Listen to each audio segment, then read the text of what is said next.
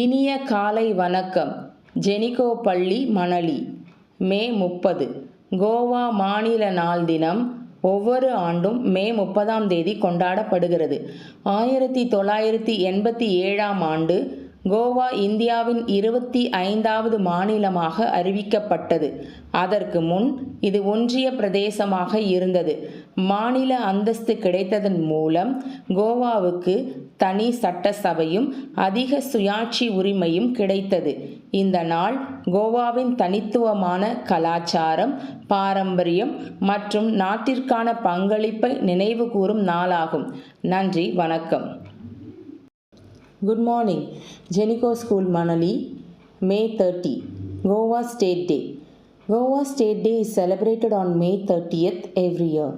On this day in 1987, Goa became the 25th state of India. Before that, it was a union territory. Statehood gave Goa its own legislature and greater autonomy.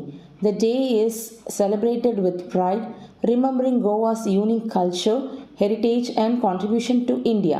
Thank you. Have a nice day.